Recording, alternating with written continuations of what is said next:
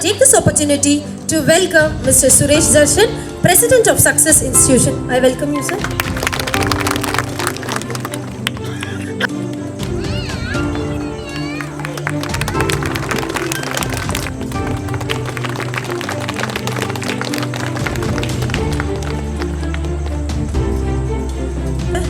I would now request Mr. Suresh of Success Institute to speak a few words.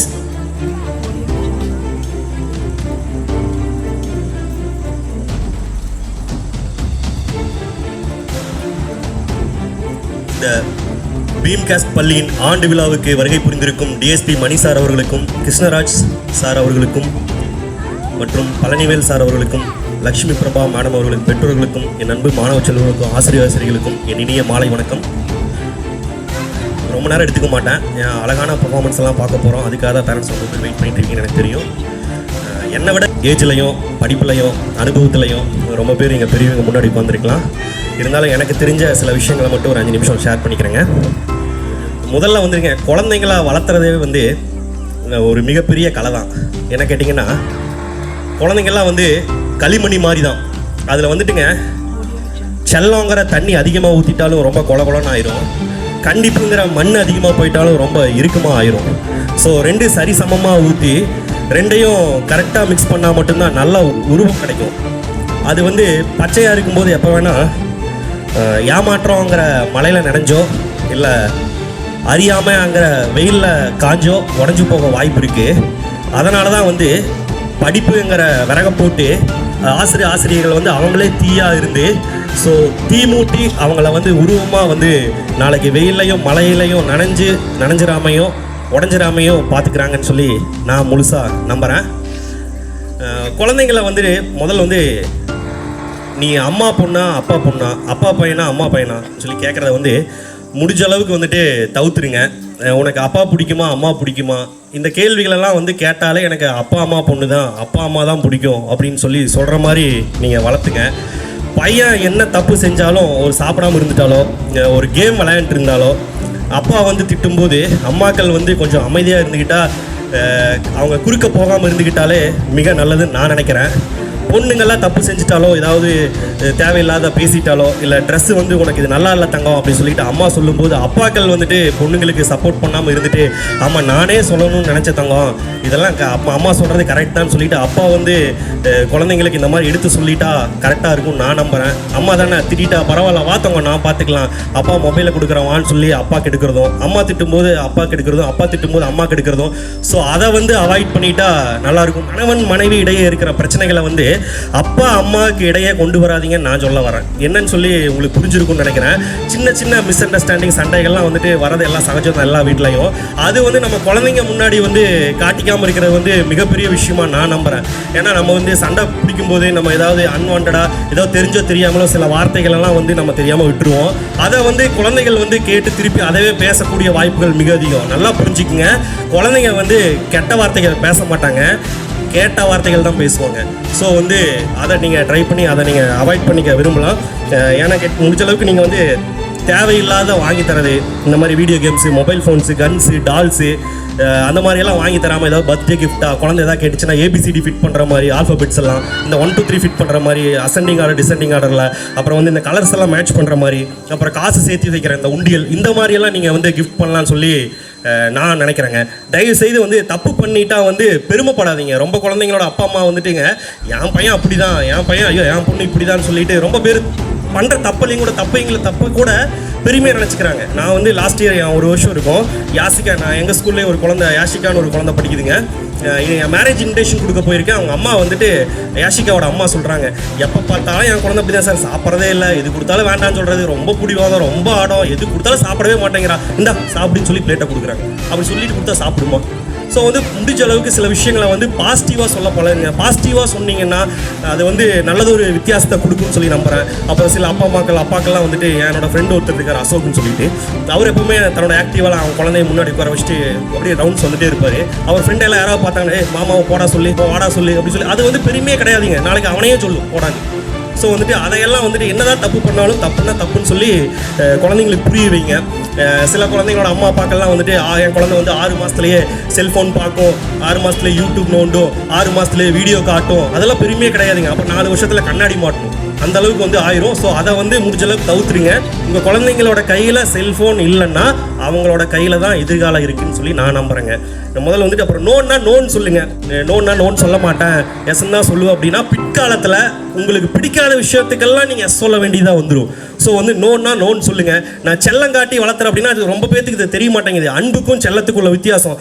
அன்பு வந்துட்டுங்க கண்டிக்கும், தப்புன்னா தப்புன்னு சொல்லும், கஷ்டப்படுத்தினா அரவணைக்கும். சில நேரம் வந்து என்ன சொல்லுதோ அதுக்கு நம்ம நல்ல விஷயங்களை மட்டும் எடுத்து வைக்கும். செல்லம் அப்படி கிடையாதுங்க, பயமுறுத்தும், ரொம்ப கோலத்தனமானது, கேட்காத எல்லாத்தையும் வாங்கி தரும்.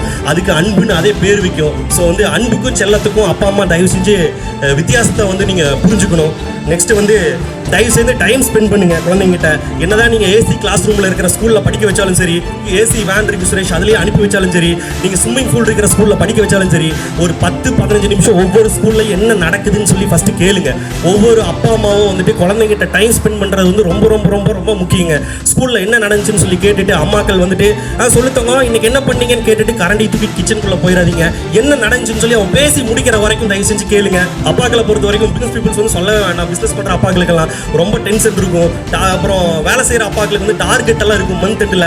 ஸோ அந்த டென்ஷன் எல்லாம் அதையெல்லாம் தூக்கி வீசுங்க. டெய்லி வந்து என்ன நம்ம குழந்தைங்க நம்மளுக்காக தான் அவங்களுக்காக தான் நம்ம இவ்வளோ கஷ்டப்படுறோம். ஸோ அவங்களுக்கு வந்து ஒரு மினிமம் ஒரு 10-15 நிமிஷமாவது வந்துட்டு குழந்தைங்களுக்கு வந்து ஸ்பெண்ட் பண்ணுங்க. ஸோ வந்துட்டு அதெல்லாம் பாருங்க. யார் கூடயும் ஒப்பீடு பண்ணாதீங்க, கம்பேர் பண்ணாதீங்க. பக்கத்து வீட்டு குழந்தை அப்படி பண்ணிச்சு இப்படி பண்ணிச்சு, மார்க் வாங்கிடுச்சு, மார்க்கெல்லாம் தூக்கி தூர வீசுங்க. மார்க் மட்டுமே ஒருத்தனை வந்து முன்னேற்றாது, மார்க் மட்டுமே சோறு போடாதுங்க. ஒரு 70-80 மார்க் எடுக்கிறாங்க, நல்ல ஒரு ஒழுக்கத்தையும் எங்கே போனாலும் பொழைச்சிக்கிற திறமையும் வந்துட்டு அவங்ககிட்ட சொல்லிக் கொடுங்க. எல்லா விதமான மக்கள்கிட்டையும் பழக விடுங்க. ஏழை பணக்காரன் ஜாதி மதம் அதையெல்லாம் தாண்டி எல்லா குழந்தைங்க வந்து எல்லாத்துக்கிட்டையும் பழக விடுங்க. ஃபைனலாக ஒரு முக்கியமான விஷயம், உங்கள் குழந்தை வந்து மெச்சூர்டாக வளரணும்னா எனக்கு தெரிஞ்ச ஒரு சின்ன விஷயம் என்னன்னு கேட்டிங்கன்னா, நான் வந்து உணர்ந்தது வந்துட்டு ஒரு 2-3 வயசு குழந்தை உங்ககிட்ட இருந்துச்சுன்னா அதை வந்து 4-5 வயசு குழந்தையா அம்மா நினச்சிக்கங்க. 5-6 வயசு குழந்தை இருந்துச்சுன்னா ஒரு 7-8 வயசு நினச்சிங்க. கொஞ்சம் மெச்சூர்டாக நினைங்க. நீங்கள் வந்துட்டு ஒரு அப்பா வந்து கிளம்புறாரு வச்சுக்கோங்க, ஒரு எல்லோ கலர் ஷர்ட்டு ஒரு ஒயிட் கலர் ஷர்ட் ரெண்டுமே நம்ம இது வேணால் போடலாம் அப்படின்னு முடிவாயிடுச்சுன்னா குழந்தையை கூட்டு தங்க இதில் ஏதாவது ஒன்று எடுத்து கொடுன்னு சொல்லுங்க. அந்த குழந்தை எடுத்து குடிச்சோன்னா ஐயோ நம்ம சொல்கிறதெல்லாம் அப்பா கேட்டு வாங்கி போட்டு போகிறாரு அப்படின்னு சொல்லி அவங்களுக்கே தோணும். கிளம்பும்போது தங்க கார் கீ எடுங்க, பைக் கீ எடுங்கன்னு சொல்லிட்டு மெச்சூர்டாக அவங்கள வளருங்க. அவங்களுக்கு முக்கியத்துவம் கொடுங்க. கண்டிப்பாக வந்துட்டு நல்லதொரு நிலையில் வந்து வருவாங்க. சிறிய விஷயம் கூட நீங்கள் பாராட்டுங்க, பாராட்ட கற்றுக்குங்க, கைத்தட்ட கற்றுக்குங்க. உங்கள் குழந்தைங்களை வந்து ஜெயிச்சதுக்கப்புறம் கைத்தட்டுறக்கு இந்த ஊரே இருக்கும். ஜெயிக்கணும்னா பேரண்ட்ஸ் ஃபஸ்ட்டு கைத்தட்டணும், ஃபஸ்ட்டு பாராட்டணும். ஸோ அதை நீங்கள் புரிஞ்சுக்குங்க, நம்பிக்கை கொடுத்து வளர்த்துங்க. ஃபஸ்ட்டு வந்து be role model for your childs. நீங்கள் வந்துட்டு அப்பா அம்மா தான் குழந்தைங்களுக்கு ரோல் மாடலாக இருக்கணும். நான் என்ன வேணால் பண்ணுவேன், எப்படி வேணால் வருவேன், ஆனால் என் குழந்தை நல்லா இருக்கும்னு நினைக்காதீங்க. நான் எப்படி வேணால் சீரியல் பார்ப்பேன், எப்படி வேணால் டிவி பார்ப்பேன், ஆனால் என் குழந்தை சுட்டி டிவி பார்க்கக்கூடாதுன்னு சொல்லி அம்மாக்கள் நினைக்க வேண்டாம். ஃபஸ்ட்டு குழந்தைங்க வந்துட்டு அப்பா அம்மா தான் ரோல் மாடலாக இருக்கணும். அவங்கள தாண்டி வெளியில் வேறு என்ன சந்தோஷம் நீங்கள் நினைக்கிறீங்க? என்னை பொறுத்த வரைக்கும் நம்ம வீட்டில் இருக்கிற சாமிங்க தான். ஸோ வந்துட்டு அவங்கள நீங்கள் நல்லா வளர்த்தணும். அதே மாதிரி ஒரு சின்ன ஒரு விஷயம் மட்டும் சொல்லி முடிச்சுக்கிறேன். ஒரு பூனை இருந்துச்சுன்னு வச்சுக்கோங்க, பூனை குட்டியை வந்துட்டுங்க அதுக்கு வந்து பசிச்சுதுன்னா எலியை சாகடிச்சுட்டு வந்து அந்த குட்டிக்கு கொடுக்கும், அது சாப்பிட்ரும். கொஞ்ச நாள் ஆச்சுன்னா ரெண்டாவது வந்துங்க பாதி சாகடிச்சு பாதி கொண்டு வந்து கொடுக்கும், அப்புறம் அது சாப்பிட்ரும். இப்போ இன்னும் கொஞ்ச நாள் ஆச்சுன்னா அது சாகடிக்கிறதுக்கு அந்த குட்டையவே கூட்டிகிட்டு போயிடும்.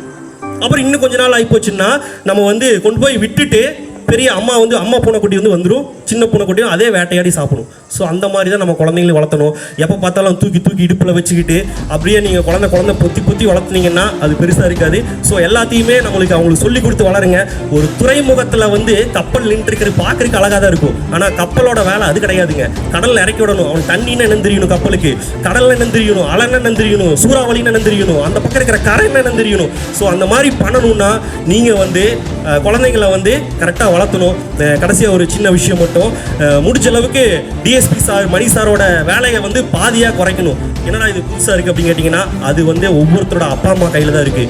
ஸோ அவரோட பாதி வேலை என்னன்னு கேட்டிங்கன்னா நம்ம வந்து கோயிலுக்கு பந்தோபஸ்து பண்ணுறதும் எலெக்ஷன் டியூட்டி வருதும் அந்த மாதிரி ஏகப்பட்ட சாருக்கு ஏகப்பட்ட வேலை இருக்கும். இன்னொரு பாதி வேலை என்னன்னு கேட்டிங்கன்னா இந்த குற்றமெல்லாம் நடக்காமல் தடுக்கிறதும், குற்றவாளிகளை பிடிக்கிறதும், தவறுகளை தடுக்கிறதும். ஸோ இந்த மாதிரி விஷயங்கள் எல்லாம் வந்துட்டு சாருக்கு மிகப்பெரிய தலைவலியாக இருக்கும். ஒவ்வொரு அப்பா அம்மாவும் நினச்சா நம்ம குழந்தைங்களை நல்லா வளர்த்தலாம், சமுதாயத்தில் வந்து ஒரு நல்ல ஆளாக ஆக்கலாம். அதனால் வந்துட்டு அவருக்கு பாதி வேலை குறையும் அப்படின்னு நான் நம்புகிறேன். குழந்தைங்கள்லாம் வந்து ஒரு ட்ரையாங்கிள் மாதிரி தான், முக்கோணம் மாதிரி தான். இந்த பக்கம் வந்து டீச்சர்ஸு, இந்த பக்கம் வந்து பேரண்ட்ஸு, மேலே தான் குழந்தைங்க. நல்லா 2 பேரும் சேர்ந்து ஏற்றி விட்டால் மட்டும்தான் ஸோ நல்லது ஒரு ஷேப்பான ஒரு ட்ரையாங்கிள் கிடைக்கும்னு சொல்லி நம்புகிறேன். இந்த சமுதாயத்தில் வந்து நல்லதொரு குழந்தைய உருவாக்கணும்னு கேட்டிங்கன்னா அது அப்பா அம்மா கையில் மட்டும்தான் இருக்குது. கண்டிப்பாக நிச்சயமாக இங்கே இருக்கிற ஒவ்வொரு பெற்றோரோட குழந்தைகளும் நாளைக்கு வந்து எல்லாரும் ஊரே மெச்சும்படியும் நல்லபடியாகவும் அவங்க வளர்ந்து வருவாங்கன்னு சொல்லி நான் வாழ்த்துறேன். என்னை பேச வாய்ப்பளித்த இந்த பள்ளி நிர்வாகத்துக்கு நன்றிகள் பல கோடி. தேங்க்யூ.